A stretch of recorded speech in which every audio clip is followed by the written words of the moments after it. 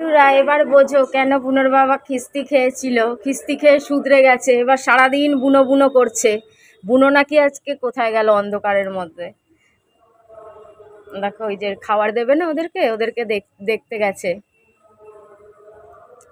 খাবার দেবে ওদেরকে দেখতে গেছে। বুনো নাকি, বুনো আজকে কাঁদছিল, কান্না করছিল, ওই দেখো লজ্জা পাচ্ছে। বুনো কান্না করছিল, আজকে নিজে থেকেই বলছে ওর কোন বন্ধুর কাছে আছে, সেখান থেকে নিয়ে আসবে, আরেক জায়গা থেকে নিয়ে আসবে, আর থাকতে পারছে না, বুঝলে তো। এবার পাগলের মতন বকে চলেছে। একবার বলছে বুনো আমার কোলে এসে শুতো, বুনো আমার বাবুটা আমার সব কথা শুনতো, আমার বাবুটা আমার সব বুঝতো। মানে বড্ড পাগল, ফিকেল মাইন্ডের লোক মাইরি। নিজেও পাগল হবে, আমায়ও পাগল করবে, বুঝলে। আরে বাবা হওয়ার শখ যদি একবার বাবা হয়, সে কি আর ভুলতে পারে বলো সেই শোক, সেই আদরের কথা। আবার বাবুর কাছে গিয়ে কী সব বিড়বিড় করছে ওখানে বসে বসে। বাবা যাচ্ছে ডগি বাবুদের খাওয়াতে। চাবি নিয়েছিস?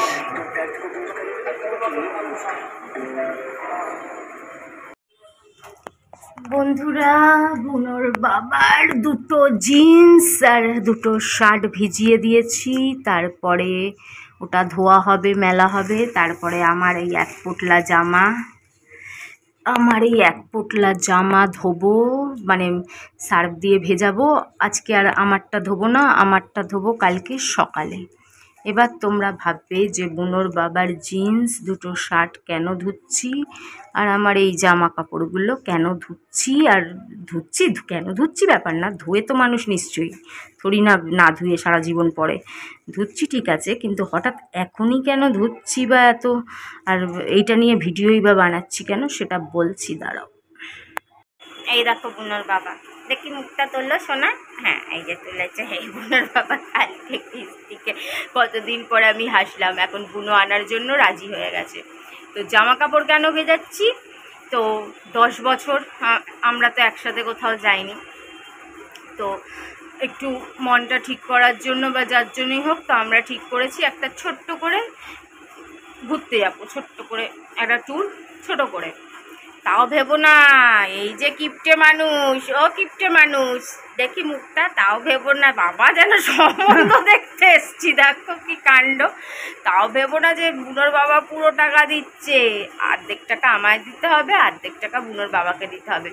তো আমি বললাম বকখালি, বলে বকখালি খুব ফাঁকা জায়গা, তার মানে বুঝে গেছে বুনোর বাবা আমায় প্রোটেক্ট করতে পারবে না। তা আমি বললাম ঠিক আছে, তুই প্রোটেক্ট করতে পারবি না, আজকে আমি এত খুশি কেন, ওই বুনো আনার জন্য বুনোর বাবা রাজি হয়ে গেছে, তার জন্য আমি এত খুশি। নাহলে আমার মুখ এখনো ওই গোমরা মোড়া আর চোখে জল নিয়ে ঘুরে বেড়াতাম। তো যাই হোক, তো প্রোটেক্ট করতে পারবো না। আমি বললাম আমি নিজেকে নিজে প্রোটেক্ট করার জন্য কাফি, আমি একাও ট্যুর ভিডিও করতে চলে যেতে পারি বকখালি, কোনো অসুবিধা নেই। তারপরে ভাবলাম আমি হয়তো 10 বছরে 2-1 বার দীঘায় গেছি, ওই তো বৈষ্ণবীর সাথেই 2 বার গেছি, বৈষ্ণবীর সাথে 2 বার কি 3 বার, যাই হোক মনে পড়ছে না, তো গেছি। কিন্তু বুনোর বাবা তো 10 বছরে 1বারও যায়নি, তো তাহলে দেখি দীঘা বা মন্দারমণি বা তাজপুর এইসবই কোথাও একটা ঘুরে আসি। ওর পরপরই তো সব একই রুটে, মানে একটা বাস ধরলে যেখানে ইচ্ছে নেমে যাওয়া যাবে।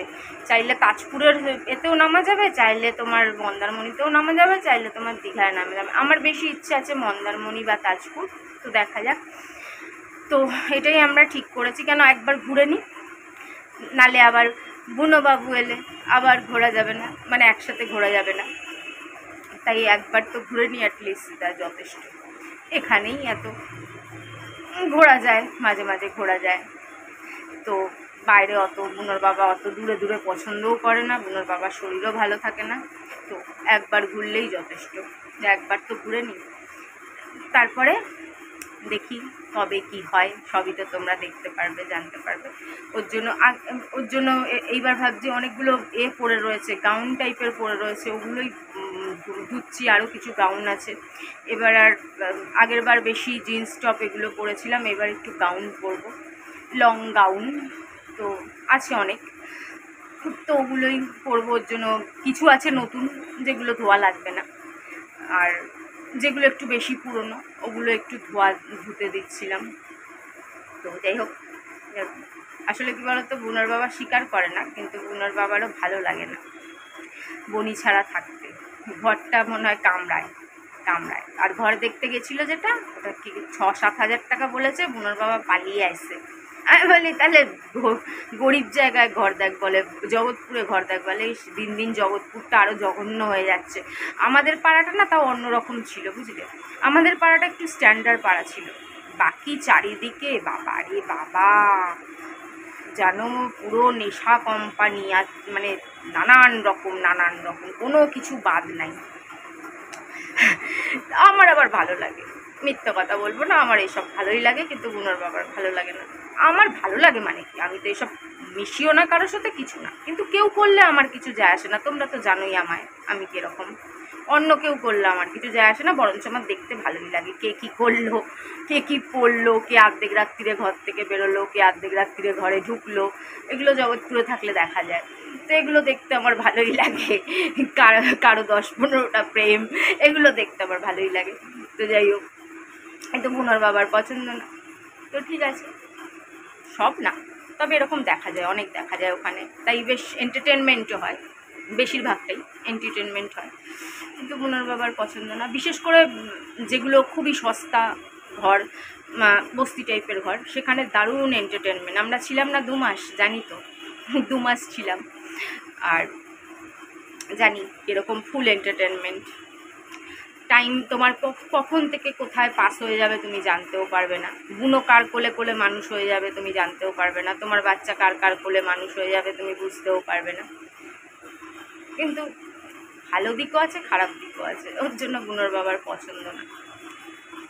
তাহলে ভালো দিক দেখতে গেলে তো পয়সা লাগবে, তো তোমার পয়সাও দেবা না, আবার ভালো জায়গাও চাই, তাহলে আর কি করে হবে, দুটোতে একসাথে হয় না। তো দেখা যাক কি হয়।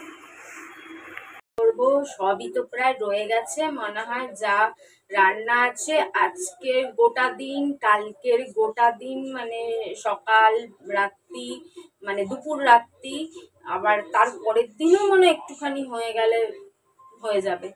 কেন কি জানি কেন এত আমিও ভালোবাসতাম, কেন রোজ তো মটন হয় না, 2 মাসে 3 মাসে এরকম, এক এক সময় হয়েছে যে 4-5 মাসে একবার হয়েছে, এরকমও হয়েছে, কিন্তু ভালো লাগছে না, সত্যি কথা বলতে ভালো লাগছে না, সেই মনই নেই খাওয়ার মতন। কি করব বলো, তো যা আছে রান্নাবাড়ি করতে হবে না, এবার যত তাড়াতাড়ি একটু ছোট্ট করে টুক করে ঘুরে এসে তাহলে একটু নিশ্চিন্ত হব। তারপরে বুনোর বাবা যখন রাজি হয়ে গেছে তখন দেখা যাক আমাদের নতুন বনি।